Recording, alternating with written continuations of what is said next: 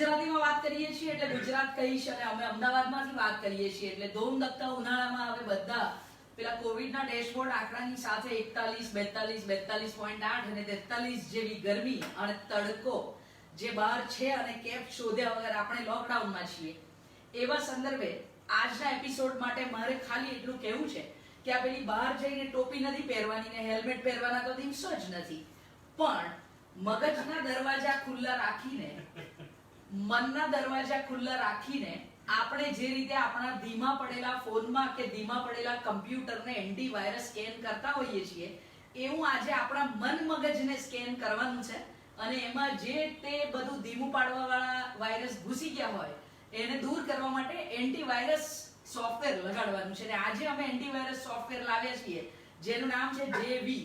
Yes, આ જેવી નામનું સોફ્ટવેર અમે પ્રયત્ન કરીએ જે લોકોના મગજ ચાલુ છે એટલે કે જે હાઇબરનેશનમાં નથી ગયા, બંધ કરીને નથી બેઠા, સુષુપ્ત નથી થઈ ગયા, એવા મગજમાં જેની મગજની બારીઓ ખુલ્લી છે એમાં કાનમાં જેમ ધગધગતું શીશું રેડાય અને મગજ સુધી પહોંચે એમ આ જેવી નામનું virus antivirus software is going to be loaded અને જેવી વાયરસ બનાવનાર એટલે કે એન્ટીવાયરસ સોફ્ટવેર બનાવનાર બીજા કોઈ નહીં પણ આપણા લોક લાડીલા અને યુથ આઇકોન એવા જય વસાવડા આપણી સાથે જોડાઈ ગયા છે. જયભાઈ, your opening and first 5 minute crisp antivirus નો પહેલો ડોઝ. બહુ સારી વાત પાર્થિવભાઈ, તમે મને ઘરમાં બેઠા બેઠા બધા લોકો કહે છે કે ચરબી ના ચડી જાય અને ધ્યાન રાખજો પછી બધા મિત્રો આવી રીતે વખાણ કરીને કેલરી ચડાવી દે છે અને એમાં ડોક્ટર પોતે ડાયાબિટીસ કરાવી દે તો વધારે અઘરું કહેવાય. એટલે પાર્થિવભાઈ, કૃષ્ણાબેન, તમારા બંનેનું ફરી એકવાર સ્વાગત.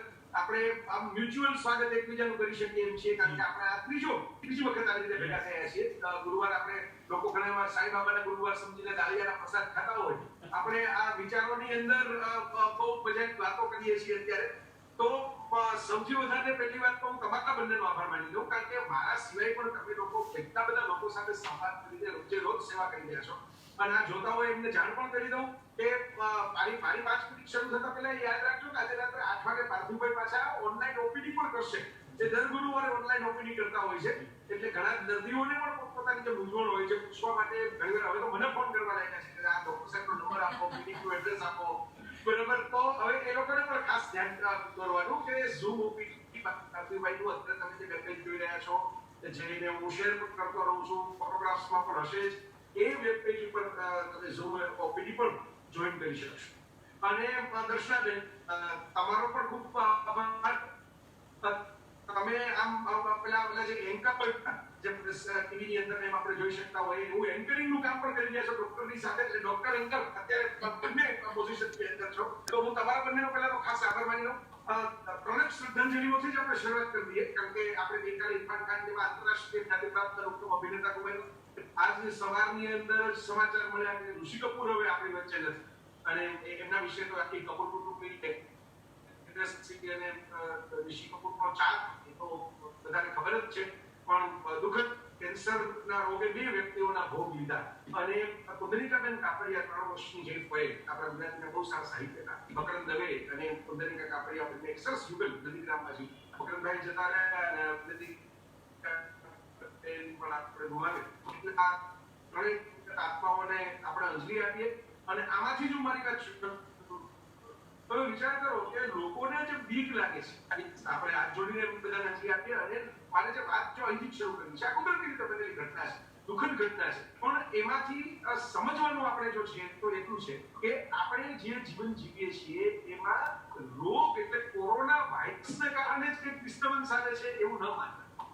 એટલી બધી એવી ઘટનાઓ બને છે જેને કારણે માણસ વિદાય થઈ શકે. આ કેન્સર છે કે રોગ નથી અનેક વર્ષોથી ખબર છે કેમ થાય છે એ આપણને ખબર છે અને છતાં એ કેન્સર જે છે એનો પણ આપણે ગોતી શકતા નથી. અમુક કેન્સરમાં તમને શરૂઆતના સ્ટેજની અંદર બહુ સરસ રિઝલ્ટ, અમુકમાં રિઝલ્ટ સરસ મળ્યા હોય, માણસ સતોફળતો થઈ ગયો હોય, નોર્મલ કામ કર્યું હોય, અંગ્રેજી મીડિયમ કે ઘઉં મોટી જેવી ટીમો આવી ગઈ ઇરફાન ખાનને અને છતાં પછી અચાનક થયા અને અચાનક જ જતા રહ્યા બહુ ટૂંકા કાળ.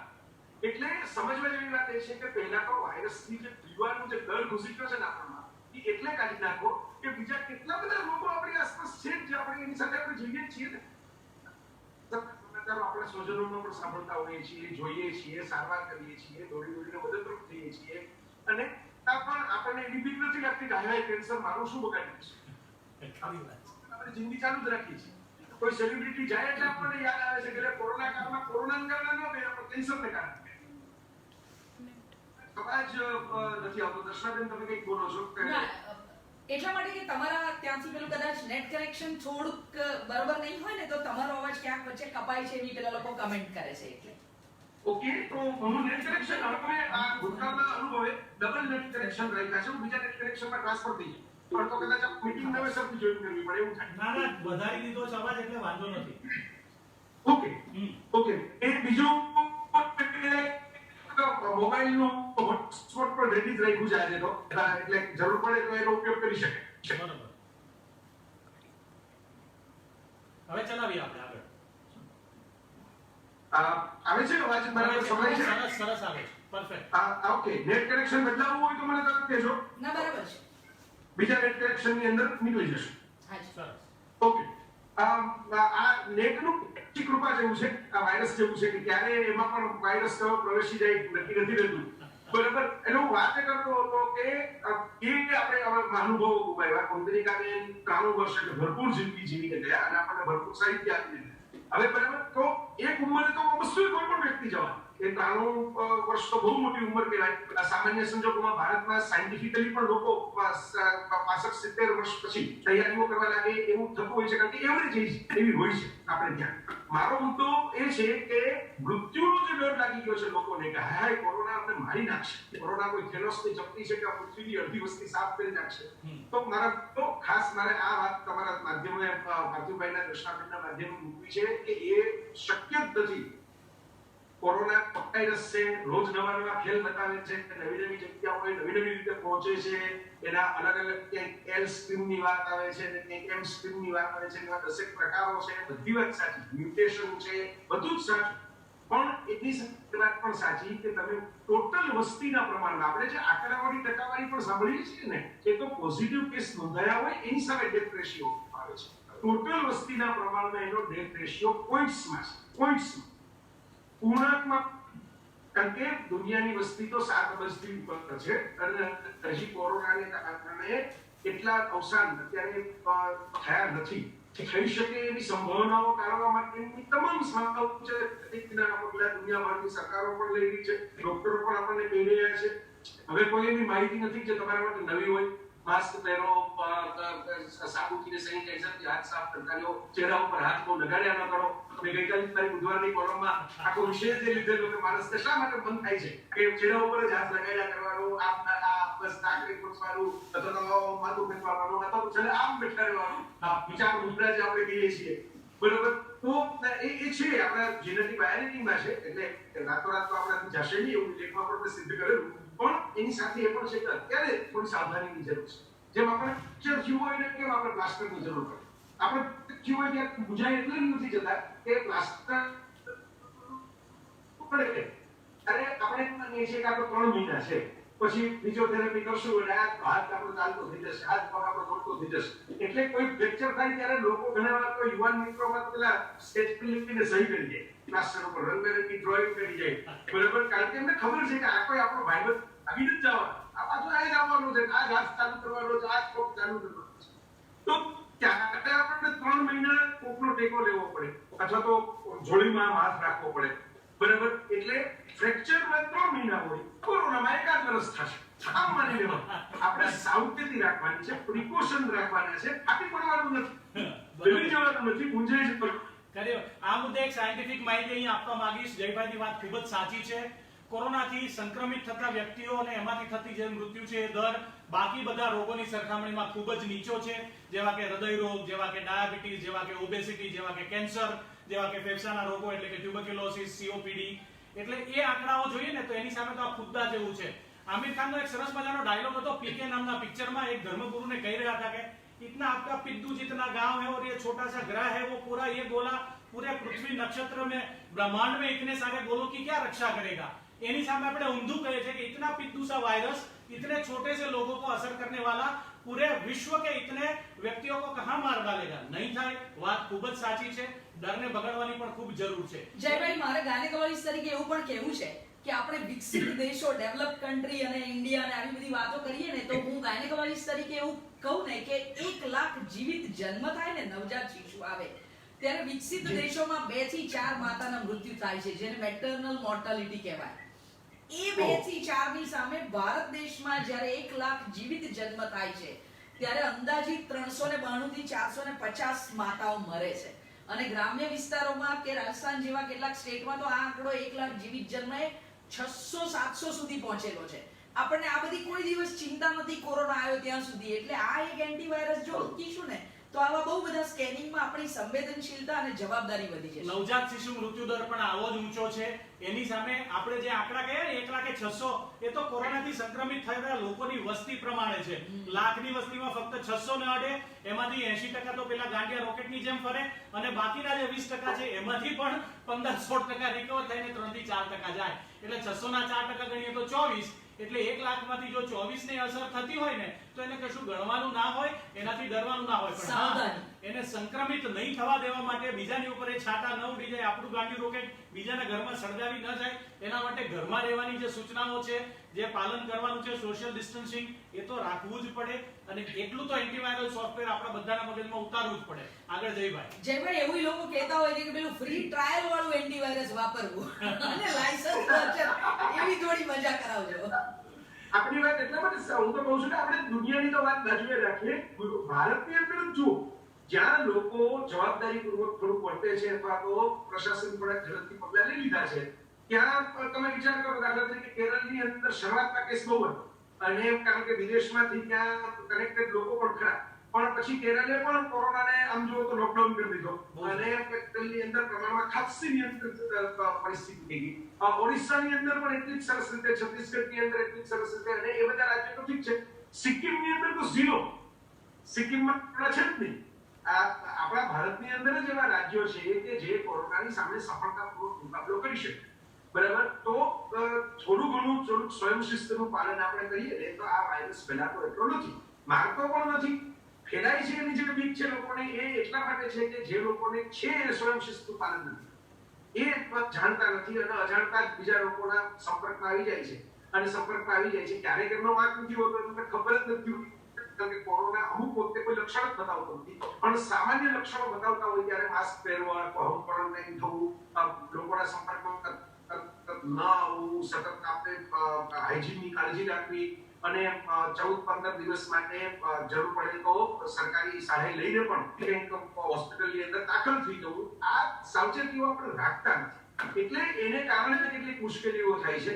એ મુશ્કેલીઓને કારણે જયભાઈ, સોરી તમને કટ કરવા માટે, પણ આજે તમે રાજ્યોની વાત કરીને, કેરલા છે, સિક્કિમ છે, ઝારખંડ છે, અથવા તો છત્તીસગઢ છે, ઓડિશા છે, મને એવું લાગે છે કે આ બધા રાજ્યો આપણે ભૌગોલિક દ્રષ્ટિએ જોઈએ તો નેચરથી ખૂબ બધા નજીક છે.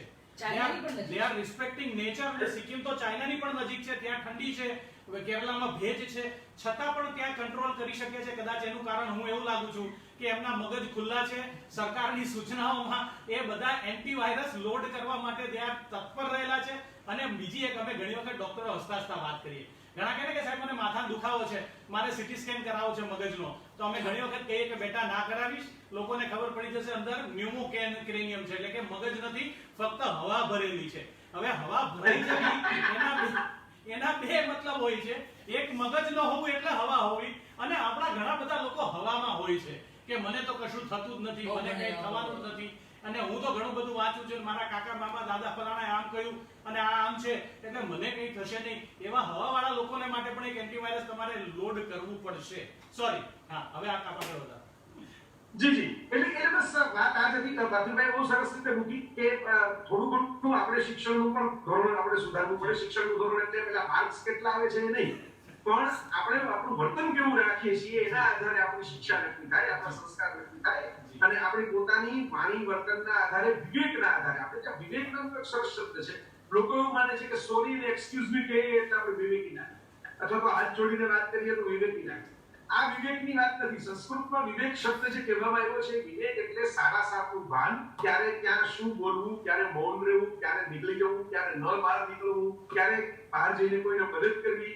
એક જ સિદ્ધાંત બધે એપ્લિકેબલ ન થાય.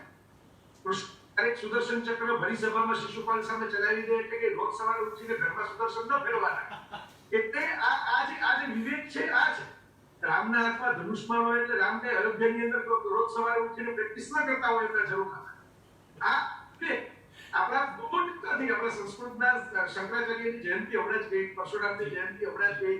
આવા તમે બધા જૂના ગ્રંથો વાંચો, તેમાં વિવેક ચૂડામણી નામનો આખો ગ્રંથ છે આપણે જે આધ્યાત્મના દર્શનની અંદર. એટલે આ વિવેક શબ્દ છે ને હવે આપણે પાલન કરવાનો સમય આવ્યો છે. વિવેક એટલે સ્વનો, સ્વનો વિવેક. કટોકટી જયારે આવી, ઇન્દિરા ગાંધીએ કટોકટી નાખેલી, એ પોલિટિકલ ઘટના હતી, પણ વિનોબા ભાવે એમ કહ્યું કે પ્રજાએ અનુશાસન પર્વ તરીકે આને ઉજવવું. કે અનુશાસન પર્વ કે ભાઈ હવે મારે અનુશાસનમાં શિસ્તમાં રહેવાનું છે, હવે હું મોનોપોલિસ્ટ તો નહીં ચાલે, હવે હું જનતર કચરો ફેંકીશ તો નહીં ચાલે. ભલે એના મેં કીધું પોલિટિકલ કારણોથી એ જતી પણ રહી, ઇન્દિરાએ સત્તા પણ ગુમાવી. આપણે પોલિટિક્સમાં નથી પણ આપણો મુદ્દો એમ છે કે આ આપણું સ્વ અનુશાસન પર્વ છે. પેલું સત્તા અનુશાસન પર્વ હતું, આ આપણું હવે સ્વ અનુશાસન પર્વ શરૂ થઈ ગયું છે. Celebrate it as a festival. સ્વ અનુશાસન પર્વ સમજી આપણે એક જ વર્ષનું સ્વ અનુશાસન પર્વ જો ઉજવીએ તો એમાં કઈ ખોટું તો છે નહીં. આપણને જ ફાયદો છે, એક પ્રજા તરીકે ફાયદો છે, એક વ્યક્તિ તરીકે ફાયદો છે, એક દેશ તરીકે ફાયદો છે. તો આ સ્વ અનુશાસન પર્વ હું તમારા જ માધ્યમથી આજે હું લખવાનો હતો આ, પણ મૃત્યુના એટલા બધા સમાચારો આપણી આસપાસ અત્યારે સેલિબ્રિટીઓના આવી રહ્યા છે કે મારે એમાં લખાણ અત્યારે ડાયવર્ટ થઈ ગયું. બાકી મારે લખવાનું હતું કે ભાઈ આપણે અનુશાસન પર્વની સ્વ અનુશાસન પર્વ એમ સમજીને જો હવેનો સમય વિતાવશું ને તો આ લોકડાઉન આજીવન તો રહેવાનું નથી. કોઈ સરકાર એનું પ્રેક્ટિકલ પાલન કરાવી શકે નહીં, અને કોઈ પણ લોકડાઉન છે એ માત્ર ને માત્ર પોઝ બટન તરીકે કામ કરે, પણ લાંબો સમય સુધી એ લોકડાઉન રહે નહીં. એક સ્વાભાવિક છે. આપણે ત્યાં ઘણા બધા નેતાઓએ, ઘણા બધા વિદ્વાનોએ આ વાત કરી પણ દીધી છે. એટલે આ વાત સમજવા જેવી છે કે લોકડાઉન છે એ પરમેનન્ટ સોલ્યુશન નથી.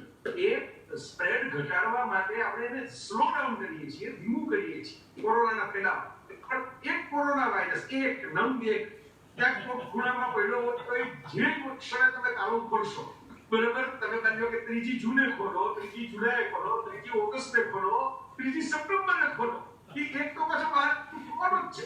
અને એવા કેટલા બધા રોગોના વાયરસ આપણી આસપાસ ફરે છે, બેક્ટેરિયા ફરે છે, અને ક્યારે કયું સંક્રમણ થઈ જાય આપણે જાણતા નથી. એટલે આટલું બધું ડરી જવાની જરૂર નથી. આપણે ઘણી બધી કુદરતી આપત્તિઓમાંથી બહાર નીકળ્યા છીએ. જ્યારે એમાંથી પસાર થતા હોઈએ ત્યારે દરેકને એમ જ લાગે કે બધું ખતમ થઈ ગયું છે, બધું પૂરું થઈ ગયું છે, હવે દુનિયા જીવવા જેવી નથી રહી, હવે આપણે કેમ જીવશું, કેમ શ્વાસ લેશું, કેમ બહાર નીકળશું. પછી ધીરે ધીરે લોકો ટેવાય. સ્વજન આપણે ગુમાવીએ ને કોઈ આપણું પોતાનું, ત્યારે આપણને 2-4 દિવસ સુધી જમવાનું મન ન થાય, લોકો થાળી ઉપર બેસે નહીં. એટલે આપણી ભારતીય સંસ્કૃતિની પરંપરામાં તો પેલા જમણવારની પરંપરા મૃત્યુ સાથે જોડી દેવામાં. એટલે શું થાય કે ઘરના માણસો ભૂખ્યા ન રહે, એટલે જમવું પડે જ. ધાર્મિક વિધિના ભાગરૂપે પણ જમવું પડે. 10-15 જણા બહારથી આવી જમવાની વાત. એટલે બધા સભા ભરે કે આ બધા બેસવા આવે એટલે તમારે એટલા માટે કંઈક કરવું પડે. એટલે ટૂંકમાં તમે એક્ટિવ રહ્યો, સાયકોલોજીકલી ડિપ્રેશનમાં ન સરકી જાઓ, એવી આપણે ત્યાં સામાજિક વ્યવસ્થા, બરાબર, જે કોઈ એની નીચે કોઈ સહી નથી કરતી કે અમે ગોઠવી છે, પણ વર્ષોથી ચાલી આવે છે આખા દેશની અંદર. તો અત્યારે કેટલા લોકોને આમ લાગે છે કે અંતિમ યાત્રામાં પણ 5 જણાને જવાનું. આપણને પેલી સાયકોલોજીકલ એવું છે કે કોઈ ગુજરી જાય ત્યારે તો ખાસ પહોંચવું પડે, લગ્નમાં ન જાવ ચાલે, પ્રોગ્રામમાં જવું પડે. આ શું કામ છે? આ એટલા માટે છે કે માણસે સાવ એકલો ન પડે, એ ટીમ બનીને રહે કોઈ દુઃખના પ્રસંગ. પણ પછી શું થાય? 10 દિવસ જે આપણે 12મા 13માની વાત છે, વર્ષીની વાત છે, પિંડદાનની વાત છે, આ બધી સાંસ્કૃતિક બાબતો સાઈડમાં રાખો, પણ એકાદ વર્ષ પછી વર્ષી શું કામ શબ્દ આવ્યો? એકાદ વર્ષ પછી માણસ જુદું બધું ભૂલી ગયો હોય અને પછી તે પોતાની મૂળ લાઈફની અંદર સેટ થઈ જાય. હવે તો લોકો વર્ષ પછી બાળકાઈ નથી. મોટા ભાગના કુટુંબો છે એ એક સાથે નાખે છે, બરાબર. તો એનો અર્થ એ થયો કે 12-15 દિવસમાં આપણે પાછા કટાર થઈને જીવવા લાગી છીએ. આપણને આપણા ફ્યુચર દેખાય છે, પાસ્ટ નથી દેખાતો, જે વીતી ગયું. તો જો આટલા બધા સ્વજનો ગુમાવ્યા પછી પણ માણસ જાત જીવતી રહે છે, તો આપણે પણ જીવવાનું છે, આપણે પણ એની સાથે કોપઅપ થવાનું છે. પીડા થાય, દુઃખ થાય. હવે એવું નથી કે કોરોના વાયરસની પીડા થાય, કેટલાક લોકોને આર્થિક પીડાઓ અત્યારે સતાવવા લાગી છે કે ભાઈ હવે મારી કારકિર્દીનું શું થશે, મારા ફ્યુચરની આવકનું શું થશે. હવે કોરોનાએ આપણે એક વસ્તુ તો દેખાડી દીધી કે મારા લેખમાં લખેલું કે કોસ્ટ ઓફ લાઇફસ્ટાઇલ મોંઘી હતી, કોસ્ટ ઓફ લિવિંગ મોંઘું નથી. પરફેક્ટ. તમે હમણાં તો અનાવૃતમાં માસ્ક વિશે બહુ સરસ લખ્યું છે ગઈકાલે. હા, એટલે અને તમે જે આ લખ્યું ને, તમે જે વાત કરી ને સ્વયં અનુશાસન, એના માટે હું ઘણી વખત ઘણા અમારા મિત્રો, એટલે કે દર્દીઓ પણ મિત્રો થયા હોય, અથવા તો એમને પણ દર્દી જે આવતા હોય એની સાથે આવેલા એમના સગાઓને પણ હું મિત્રો તરીકે કહેતા હોઉં છું કે આપણો મનુષ્યગત સ્વભાવ છે ને, ભગવાને એક 4 પગવાળું એક પ્રાણી બનાવેલું છે, અને એનું એક નામ એવું આપ્યું છે કે એનું સ્વયં અનુશાસન વાંકા રહેવામાં જ છે. અને જ્યારે પણ એને ભય હોય ને ત્યારે એ સીધું થાય, બે પગ વચ્ચે પાછળના પગ વચ્ચે દબાવી બાજુવાળાની ગલીમાં ગયું હોય તો ત્યાંથી પગ દબાવીને પાછું આવે અને પાછું એનું સ્વયં અનુશાસન શું કે હું આખું થઈ જાઉં. આપણા માનવગત સ્વભાવમાં પણ આવા એક સ્વયં અનુશાસનો હોય છે જેને આપણે કુટેવો કહીએ છીએ. એટલે અત્યારે સ્વયં અનુશાસન સારું તો પાડીએ પણ એ કુટેવ નામનું અનુશાસન તોડીશું ને તો કદાચ આપણી જિંદગીમાં ભવિષ્યમાં કેન્સર નહીં આવે, ડાયાબિટીસ નહીં આવે, ગળ્યું ખાવાવાળા ઓછું ખાશે તો થોડું ધ્યાન રાખશે તો એ પણ સુધરશે. અને જયભાઈ જ્યાં કહ્યું ને ક્યાં અટકવું, એના માટે અમે ઘણી વખત ઘણાને કહેતા હોય છે ક્યાં ટકવું, ક્યાં અટકવું અને ક્યાં લટકવું આવડતું હોય ને તો ક્યાંય બટકવું ના પડે. આટલું જો આપણે ગુજરાતી એક્રોનિમ યાદ રાખશું ને તો બહુ વાંધો નથી આવતો. ભાઈ નોર્મન વિન્સેન્ટ પીલેની ચોપડી મને યાદ આવી ગઈ કે tough time do not last but tough people do. એટલે પાસીભાઈ કહેતા હોય છે કે ટફ પીપલ ડુ માં કોણ જીવી જવાનું, તો કે આ દરિયો છે ને તમે કીધું એમ તાળું ખોલો ને કોરોના હેટાઈ હશે, એ દરિયામાં જેની ઇમ્યુનિટી સારી હશે તરી જવાના ને બીજા બધા ડરીને મરી જવાના. એટલે ડર ને ભગાડવાનું પાછું એન્ટીવાયરસ જે કામ કરે ને ત્યારે જયભાઈ પેલું એક પોપઅપ આવતી હોય છે વિન્ડો કે તમારી ફલાણી ફાઇલમાં આ નામનો વાયરસ દેખાય છે, હવે તમારે શું કરવું છે. તો આ ડર, અસલામતી, ચિંતા, આ બધા વાયરસને કાઢવા માટે તમારું એન્ટીવાયરસ આપો. બિલકુલ. અને આધ્યાત્મિક દ્રષ્ટિએ દક્ષિણાયન પાર્થિવભાઈ તમે બોલતા તો ત્યારે મને અત્યારે વિચાર આવ્યો કે આધ્યાત્મિક દ્રષ્ટિએ એવું કહેવામાં આવે છે કે દરેક વ્યક્તિને આપણે જેને જીનેટિક કહીએ છીએ મેડિકલ સાયન્સની ભાષામાં, ભારતીય દર્શન છે એ એમ કહે છે કે ભાઈ તમારા કર્મ, કોઈ કર્મની જે કર્મ કે જીન્સની બ્લુપ્રિન્ટ છે એ આપણને એટલું બતાવે છે જે આપણે ધ્યાન રાખવા જેવું છે કે આ વસ્તુમાં આપણું ખૂબ કઈ ચાલતું નથી, આપણો ચિંતવ્યો અર્થ કઈ નવસર. એવું નરસિંહ મહેતા 500 વર્ષ પહેલા ગાઈ ગયા છે, આપણો ચિંતવ્યો અર્થ કઈ નવસર. જે ગમે જગત ગુરુદેવ જગદીશ ને એટલે આપણી દુકાન બંધ થઈ ગઈ તો હવે એ ઈશ્વર ઈચ્છા છે માનીને સ્વીકારી લેવા. આપણું કદાચ નીકળવાનું બંધ થઈ ગયું તો ઈશ્વર ઈચ્છા છે એમ સ્વીકારીને માની લેવા. આપણે એમાં બહુ ચિંતન કરવાથી ફેરફાર નહીં થાય, દુનિયા આખીમાં નહીં થાય. દુનિયા આખી બદલાઈ રહી છે. કેટલા બધા લોકો હવે સ્પેક્યુલેશન કરી રહ્યા છે ભવિષ્યની દુનિયા કેવી હશે, કારણ કે સિનેમા થિયેટર થી માંડીને એર ટ્રાવેલ સુધીની ચર્ચાઓ બધી ચાલી રહી છે કે એરોસ્પેસ છે હવે ખાવાનું નહીં આપે, પેલી બુટની ટ્રે નહીં આપે પણ માસ્ક આપશે ટ્રેની અને પેસેન્જર આપશે, એવું બનશે. પેલી બાજુમાં જે બેસાડી દેતા હતા એટલે એરલાઇન વાળા છે એક લાઈન છોડીને એક પેસેન્જરને બેસાડશે તો ચાલતો ટ્રેનમાં બેઠા હશે એવું લાગશે. હવે ભવિષ્યમાં ફ્લાઇટ ઉઠશે ને વેક્સિન ન શોધાય જ્યાં સુધી, પ્રોપર દવાઓ ન શોધાય ત્યાં સુધી. અને હું તો ત્યાં સુધી કહું છું મિત્રો કે આજે કોરોનાની વેક્સિન શોધાશે. મને ખબર કે જેમ સાર્સ અને સ્વાઇન ફ્લુ પછી જેમ કોરોના આવ્યો એવો કોઈ નવો વાયરસ પાછો નહીં આવે. આપણે જાણતા નથી કારણ કે આપણે આપણી ટેવો નહીં બદલાવીએ ત્યાં સુધી હું સમજુ છું. આ મારું અંગત મંતવ્ય છે. આજે કોઈ એમ ન માનતા કે આ બંને ડોક્ટર મિત્રો છે એને કોઈ સર્ટિફાઈ કરેલું પ્રિસ્ક્રિપ્શન છે, પણ હું એવું માનું છું અને બંને મિત્રો બહુ સંવેદનશીલ છે હું જાણું છું એટલે હું ખાસ કહું કે આપણે પૃથ્વી ઉપર જે લોડ વધારી દીધો છે એટલે પૃથ્વી ક્યાંક જંગલો બાળીને, ક્યાંક પોતે વરસાદ લઈ આવીને, ભૂકંપ લઈ આવીને ક્યાંક એ લોડને હળવો કરવાનો પ્રયત્ન કરે છે. કારણ કે નેચરના સોફ્ટવેર ઉપર આપણે જાજો ડેટા હેંગ કરી દીધો છે. આજે વચ્ચે વચ્ચે ઇન્ટરનેટ કનેક્શન કેમ હેંગ થઈ જાય છે કારણ કે જ્યારે જાજા લોકો મેં ફોન કરેલો કે ભાઈ હું લાઈવ હોઉં છું રોજ કંઈક ને કંઈક બાબતે તો મારે ઇન્ટરનેટ કનેક્શનમાં પ્રોબ્લેમ છે, મને કે અત્યારે અમારે સ્ટાફનો પ્રોબ્લેમ છે અને જાજા લોકો એક સાથે લોગિન થાય ને ત્યારે આવા પ્રોબ્લેમ થાય. હવે આ જાજા લોકો લોગિન થઈ ગયા છે પૃથ્વીના બધા ગ્રહો. હવે કરો તો લાંબા ગાળાની પ્રક્રિયા છે અને સરકારો પણ પોતાની રીતે નિયમ બનાવે પણ સરકારના નિયમો એકથી વધારે લાગુ પડે નહીં. આપણે સમજવાનું હોય પણ વસ્તી ઘટાડો મેં કીધું એની અસર આવશે તો 20 વર્ષ આવશે. આપણે આજે વસ્તી ઘટાડવાની શરૂઆત સુધી જે વસ્તુ પોતાની નેચર ફૂટપ્રિન્ટ ઘટાડવાની છે, એને બિહેવિયર એવું રાખવાનું છે, એને વર્તન એવું રાખવાનું છે કે इसमें આપણે મન ફાવે કાર લઈને પાન ખાવા માટે લોકો પોતાની કાર લઈને જાય. એવું જો પાન ખાવાની જરૂરત પડે નાગરોને કુટુંબની અંદર મોટો થયો એટલે પાન પાટીને 50 એવું બધા કે એટલે બસતા રસ્તા અમારે ત્યાં નાગરવેલનું પાન છે, તાજું નાગરવેલનું પાન આયુર્વેદિક ઔષધિ ગણાય એવું, જેની અંદર લવિંગ, તેની અંદર ક્યારેક સરસ મજાનું બધું કોપરું એવું બધું નાખી અને સરસ પાનનું બીડું બનાવવામાં આવે. એમાં સોપારી પર સેવરધનની જાતે સુરીથી કાતરવામાં આવે. એ બધું ખરું પણ એ ઓકેશનલ હોય, કોઈક દિવસ સારું નાખે. ક્યાંક કેરીના રસનો વાટકો તમે ગટગટાવી જાવ અને પછી માથે આવું એક પાનનું બીડું લ્યો એ સાદા પાન, એમાં તમાકુનો ઉલ્લેખ ક્યાંય છે નહીં, બરાબર. આ પાનના તાંબુલના બીડાનો જે ઉલ્લેખ છે એમાં ક્યાંય કોઈ તમાકુ એવું લખેલું નથી, બરાબર. આ વાત સમજવા જેવી છે કે હવે દાખલા તરીકે આપણે એનો ઓવરલોડ કરી લીધો. આપણે સિગરેટ ફૂંકવાનો, શરાબ પીવાનો, આવા બધા તમાકુની પ્રોડક્ટ ખાવાનો ઓવરલોડ કરી દીધો, આપણે બજાર વસ્તુઓ ખાવાનો ઓવરલોડ કરી દીધો. તો ક્યાંક ને ક્યાંક એનું બેલેન્સિંગ એક્ટ થાય છે. કેદારનાથની જે ટર્પીન ઘટના પૂર્વી બનેલી ત્યારે ખૂબ બધા સમાચારો આવેલા અને સરકારે પણ સ્વીકારેલું કે ત્યાં ગેરકાનૂની બાંધકામો એટલા બધા થઈ ગયા હતા કે અમુક જે કેઝ્યુઅલિટી થઈ એટલું જ નદીના વહેણની ઉપર બાંધકામ હતા. મેં એવું ઓબ્ઝર્વેશન કરેલું છે કે અમારા કેટલાક મિત્રોના આધારે, મેં કરેલું છે, હું બહાર નથી નીકળ્યો ઓબ્ઝર્વેશન કરવા, ખાસ યાદ રાખવું, ઘરમાં ફેરફાર કર્યો છું, પણ કેટલાક મિત્રો જે વિભાગ મિત્રો છે એ લોકોના રિપોર્ટ્સ વાંચતો હતો કે ત્યાં વેટલેન્ડ્સ હોય, જ્યાં ખુલ્લી વેટલેન્ડ્સ, આપણે જેને કહીએ ભીની ભૂમિ, જેને નદીના તળ સમૃદ્ધ હોય, એવી જગ્યાઓએ વાયરસ એટેક ઓછા થાય છે. એવા લોકેશન ઉપર ખુલ્લી જગ્યા હોય માણસ પાસે, પણ માણસ પાસે ખુલ્લી જગ્યા જ નથી. આપણે ઝૂંપડપટ્ટીઓથી શરૂ કરીને ફ્લેટ સુધી એટલા બધા કન્જસ્ટેડ શહેરો બનાવી દીધા છે કે ખુલ્લી જગ્યા જેવો પ્રશ્ન ભૂલાઈ ગયો છે. એટલે ટૂંકમાં વાત એ છે કે આજે આ વાયરસ છે, આપણને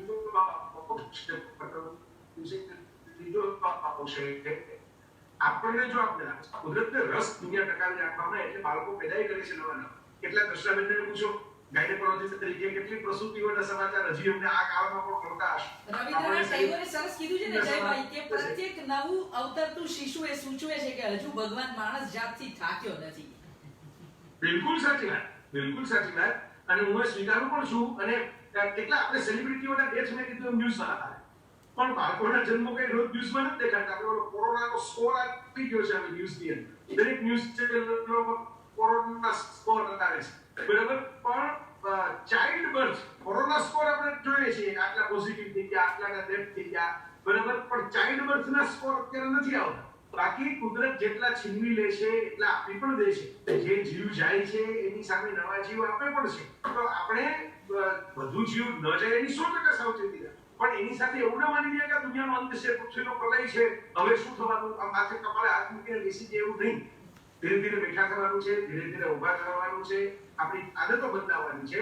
અમુક આર્થિક કટોકટી દુનિયા આખીમાં આવી રહી છે, આપણે પણ આવવાની.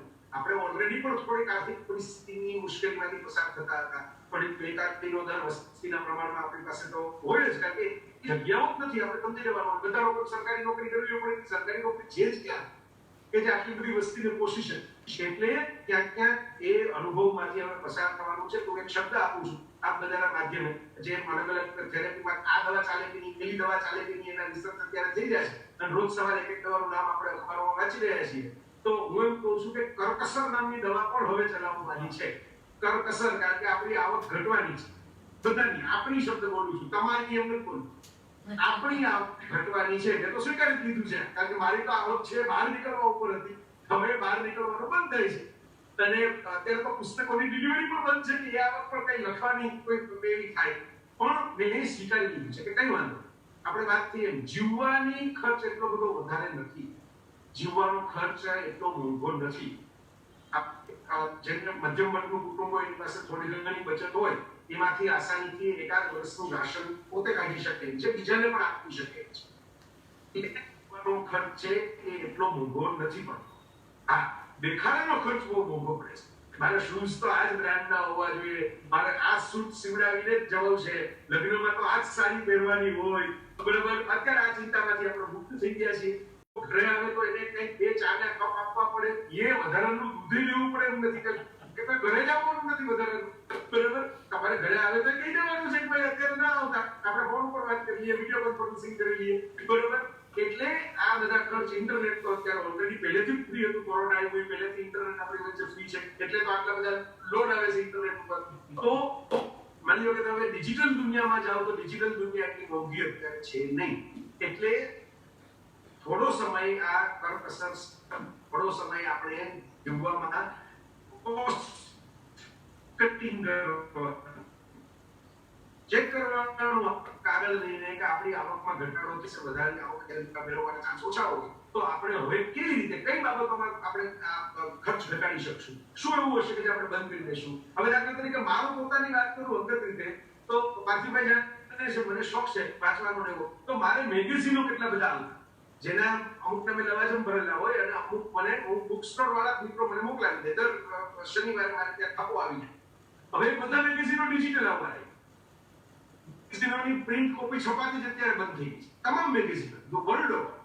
બરાબર, તો મારા માસિક ખર્ચની અંદર સીધો 1500, 2000, 3000 રૂપિયાનો ઘટાડો થઈ. કારણ કે ન્યૂ સાયન્ટિસ્ટ જેવું મેગેઝિન તો એક કોપી મને 900 રૂપિયાની પડે. 900 રૂપિયાની કોપી ડોલરના આપણે ત્યાં ભાવ ગણો એટલે ઇમ્પોર્ટન્ટ મેગેઝિન આવે તો 900 રૂપિયાની પડે. તો હવે 900 રૂપિયાની બચત થઈ ને આપણને નથી દેખાતી કે હવે ન્યૂ સાયન્ટિસ્ટ છપાતું જ નથી. ન્યૂ સાયન્ટિસ્ટ વાળાએ કહી દીધું કે અમારી વેબસાઇટ ઉપર આર્ટિકલ વાંચી લો, ફિઝિકલ કોપીની જરૂર નથી. તો આવી વસ્તુઓ બદલાવાની છે, એમાં આપણો ખર્ચ પણ ઘટવાનો છે. આપણો વિચાર બહાર મને મીઠાઈ ખાવાનો શોખ ખરો એ તો મારા શરીર ઉપરથી જ ઘણા લોકો દેખાય. અને હવે જાહેરમાં કહેવા માંગો નહીં કે પાર્થિવભાઈ મને હમણાં થોડાક મહિના પહેલા જ તો મેં મળવા ગયેલા ત્યારે અમદાવાદમાં લખીને એવું આપેલું, લેખી કે મીઠાઈઓ ખાવી નહીં. કે આ વખતે હવે તમારે જો ફિટ રહેવું હોય તો મીઠાઈઓ ખાવા ઉપર. પછી આમ મારી સાથે જોઈને કહેલું કે ક્યારેક વાંધો નહીં પણ રોજ તો નહીં જ. એના માટે એક કસરત કરવાની, વજન ઉતારવા માટે ડાબે ખભેથી જમણો ખભો જોવાનો. જ્યારે પણ સામે કોઈ કે તળેલું ખાવું છે તો કે ના, મીઠાઈ ખાવી છે તો કે ના, કચોરી ખાવી છે તો કે ના, સમોસું ખાવું છે તો કે ના, જ્યુસ પીવો છે તો કે ના, આવી ઘણી બધી ચાવીઓ. અત્યારે તો સલાડ ખાવું છે તોય ના, કારણ કે ગરમ પાણીમાં વ્યવસ્થિત ડુબાડીને અથવા તો સાંકળીને અથવા જેને આપણે કહે ને સોતે, એવી રીતે, અથવા આપણે વઘારેલો સંભારો એવું કહી શકાય. જયભાઈ, આપણે સમયની અનુકૂળતાને ધ્યાનમાં રાખીને તમારા 5 પોઈન્ટ, એવા 5 મુદ્દા જેને એન્ટીવાયરસ સોફ્ટવેર તરીકે લોકો મગજમાં લોડ કરી દે તો કોરોનાનો ડર પણ ભાગે અને જયભાઈ જેવા સ્વસ્થ અને ચુસ્ત દુરુસ્ત દેખાય, એવા 5 મુદ્દાઓ. નંબર 1, વૈજ્ઞાનિક અભિગમ રાખો.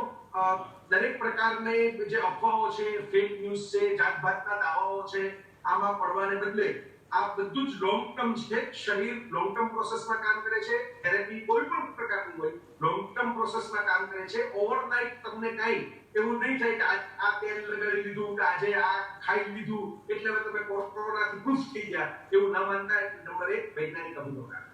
નંબર 2, જીવવાની અંદર થોડીક આપણી આદતો બદલાવાની છે, થોડીક આવક ઘટવાની છે. માટે હમણાં જે ચર્ચા થઈ એમ થોડી જાતે જ કરકસર, આપણા જૂના જમાનાના વડીલો કહેતા એમ પછેડી એટલી સોળ કાઢવાની તૈયારી અત્યારે પૂરી રાખો. અત્યારે રાખશો તો ટકી જશો અને સલામત તો બગડ્યા હોત એટલે પાછા જલસા કરવાની ચાન્સ મળશે. ટકેલા હશો તો નવા સૂટ પહેરશો, ટકેલા હશો તો નવી સાડી પહેરશો. એટલે આ ટકવા માટે થોડીક અત્યારે કરકસર રાખો. ક્યારેક ક્રિકેટની અંદર છે ને રન કરવા કરતા વિકેટ બચાવવી મહત્વની હોય છે. આપણે અત્યારે ધોની બોર્ડમાં છીએ એમ માની અને વિકેટ બચાવવાના પ્લાનમાં આવી જાવ. અત્યારે રોહિત શર્મા જેવી ફટકાબાજી કરવાનો નથી. બરોબર. નંબર 3, હાઇજીન માટે એકદમ એલર્ટ રહો. બહાર નીકળો અનિવાર્ય કારણોસર તો માસ્ક પહેરીને જાઓ, સેનિટાઈઝર સાથે રાખો. અનવોન્ટેડ ટચ કરો નહીં. જ્યાં ખબર ન હોય ત્યાં સ્પર્શ કરવાની કે હાથ મિલાવવાની કે વૃત્તિઓ અત્યારે ટાળો અને ઘરે આવીને સ્નાન કરજો અથવા તો સાબુથી હાથ નિયમિત ધોતા રહો. એટલે હાઇજીન રિલેટેડ આમ પણ આપણી આદતો બહુ ખરાબ છે. વડાપ્રધાને કોઈ ટાયરમાં થૂકાથૂક ન કરવી, આ બહુ ખરાબ થયું છે આપણે ત્યાં દેશમાં. એટલે આવી આદતો હવે ટાઈમ સુધી મુક્ત લો. આ વ્યસનોથી પણ આદતોથી પણ મુક્ત. નંબર વાયરસ છે એ એક નહીં તો બીજા અવકાશ રહેવાના છે. મૃત્યુ છે એ એક નહીં તો બીજા કારણે થયા જ કરવાના છે. રોગ છે એ માણસ જાતના જન્મ સાથે જ કેટલીક વસ્તુઓ તો જોડાયેલી છે. કેટલાક રોગ અંદરથી જીનેટિક આવે છે, કેટલાક બહારથી આવે છે. માટે આનો સાયકોલોજીકલ ડર અનુભવવાનું બંધ કરીએ. કારણ કે સ્ટ્રેસ એટલો હશે એટલું જ તમારી ઇમ્યુનિટી સિસ્ટમ એની સામે મુકાબલો કરવા માટે ડાઉન થશે. આ સ્વાભાવિક ક્રમ છે. ચૂંટીની બુટીની ને પાચનની છઠ થવાની નથી. એવી જૂના જમાનાની કહેવતો યાદ કરો કે કાંઈ જે લખેલું હશે એ તો તમે લપસી પડશો ને તોય જતા રહેશો, બ્રેન હેમરેજ થશે. એ કિસ્સા મેં પોતે જોયેલા છે. પાણી પીવા ગયા હોય ને માથેથી લોટો પડ્યો એટલે એમાં માથે જીવડું થઈ ગયું એટલે પછી 2 દિવસ હોસ્પિટલ ગયા તો બ્રેન હેમરેજ તો સ્કેન નહીં. એટલે ત્યારે તો પાણી પીતા લોકો બ્રેન હેમરેજમાં જતા રહે એવું બને છે. એટલે આ વસ્તુ ધ્યાન રાખીને મનમાંથી ચોથું વાત કે ડર કાઢતા. બરાબર, જે છે વાસ્તવિકતા છે. અને 5મું, પૃથ્વીના પર્યાવરણને આપણે વધારે પડતો લોડ ન આપીએ. એવા પ્રદૂષણ વાળી વાતો, ઘણી બધી વાતો થઈ છે. મારે બહુ ચર્ચામાં કરીશ તો સમય વીતી જશે. પણ પૃથ્વીને આપણે વધારે લોડ નથી આપવાનો. આપણે જમીનોને બધાને માણસ એવું જ સમજે છે કે આ બધું મારા બાપની પ્રોપર્ટી છે, બધું મારે હું કરવું એમ જ થવાનું છે. એવું નથી. પૃથ્વીએ ચેતવણી આપી છે અને એ પણ મારા લેખમાં મેં લખ્યું એ વાક્ય જ આખો પોઈન્ટ સમજાવવા માટે ટૂંકમાં કહી દઉં કે અત્યારે ધરતી આપણને એટલું સમજાવ્યું છે કે તમે મારા મહેમાન છો, માલિક નથી. You are not my owner. તમે ઓનર નહીં, તમે ભરતોમાં મારા બીજા મહેમાનો છે. મારા સિવાય મારે પશુ પક્ષીઓ જીવજંતુઓની ઘણા બધા લોકોની સેવા કરવાની છે. એટલે તમે એકાદ માલિક થઈને ભરો તો હું તમને થોડાક વોર્નિંગ સિગ્નલ આપીશ. આપણને ધરતી થોડાક સમયથી વોર્નિંગ સિગ્નલ આપી રહી છે. એ વોર્નિંગ સિગ્નલ સ્વીકારીને આપણે પર્યાવરણ બાબતે થોડી જાગૃતિ કેળવીએ. અને હવે અત્યારે દાખલા તરીકે થઈ ગયું કે ભાઈ ડિજિટલી વસ્તુઓનો ઉપયોગ કરવાનો, એમાં પણ વિવેક રાખવાનો, થોડુંક જાત સાથે સમય વિતાવતા શીખીએ. આપોઆપ પર્યાવરણ વિશેની શુદ્ધિ પણ આવશે અને આંતર શુદ્ધિ પણ આવશે. એટલે થેન્ક યુ જયભાઈ. તમે 1 થી 5 બહુ જ સરસ આપ્યું ને, જ્યાંથી આપણે શરૂઆત કરેલી કે પાર્થિવભાઈ કીધું એમ, જે લોકો ન્યુમોક્રેનિયમ ના હોય, મગજ અંદર ચાલુ હોય ને દરવાજા ખુલ્લા હોય, એ બધાને આ એન્ટીવાયરસ જેવી સડસડાટ 1 થી 5 આપ્યું, એ પાળશો તો વાંધો નહીં આવે. જલસા કરો, સ્વસ્થ રહો, વ્યસ્ત રહો અને મસ્ત રહો. પણ આ વ્યસ્તતા જેમ પૃથ્વી પર ઓવરલોડ થયો છે, પર્યાવરણ પર ઓવરલોડ થયો ને આ થયું છે, એમ જ મહેરબાની કરીને ઇન્ટરનેટ પર ઓવરલોડ બહુ ના કરતા. અને જયભાઈએ સરસ વાત કરી કે ક્યાંય મોકળાશ નથી, ખુલ્લી જમીન નથી રહી. આપણી પાસે ઝૂંપડપટ્ટી એ કન્જેસ્ટેડ છે, બિલ્ડિંગ મોટા છે, તો આપણી અંદર પણ ઘણું કન્જેશન છે. આપણી મોકળાશનો અભાવ, આપણી આંતરિક સંકળાશ કે બહારી સંકળાશ આપણને બહુ બધા જગ્યાઓએ સંક્રમિત કરશે. કાલે જે વાત કરવાની છે ને, એ આ સંકળાશ દૂર કરવાની વાત કરવાની છે. ગઈકાલે પાર્થિવભાઈ સમજાવતા હતા કે નળી ખુલ્લી કેવી રીતે રાખવી, અને આવતીકાલે સમજાવશે, જેમાં હું વાત થોડીક એવી પણ કરીશ કે આ વેન્ટ ઓફ કરતા રહેવું, અંદરની સંકળાશને મોકળાશમાં ફેરવતા રહેવું, બહુ ભરી ના રાખવું. અને પેલી નળી ખુલ્લી રહે ને એના માટે તમને આજકાલ બહુ વેન્ટિલેટર શબ્દ ગમવા માંડ્યો છે. તો vent of your emotions and when there is ventilator on for saving somebody's life, તો શું કાળજી કરવાની ને એનો ડર કેવી રીતે બગાડવાનો, એવો એપિસોડ કાલે 11:30 વાગે facebook.com પાર્થિવ મહેતા MD પર. કાલે આપણે વાત કરીશું વેન્ટિલેટર શું છે, વેન્ટિલેટર વડે કેવી રીતે શરીરને મદદ થાય. વેન્ટિલેટરથી ડરવા અને ભાગવાની જરૂર નથી. વેન્ટિલેટર આપણને કેવી રીતે જીવાડી અને જીતાડી શકે એમ છે. એટલે કે ડર ભગાડવાનો બીજો પ્રયત્ન. આજે તો જયભાઈ એન્ટીવાયરસ લોડ કરી દીધું મગજમાં. શારીરિક ડર ભગાડવા માટેનો બીજો પ્રયત્ન આવતીકાલે 11:30 વાગે શાર્પ, રોજની જેમ પાર્થિવ મહેતા MD અથવા ડોગ ઓન મિશન અથવા સ્પર્શ ફાઉન્ડેશન, ત્રણમાંથી કોઈ પણ એકની ઉપર લોગિન થઈ શકશો અને અમે તમને ત્યાં મળીશું. નમસ્કાર. નમસ્કાર.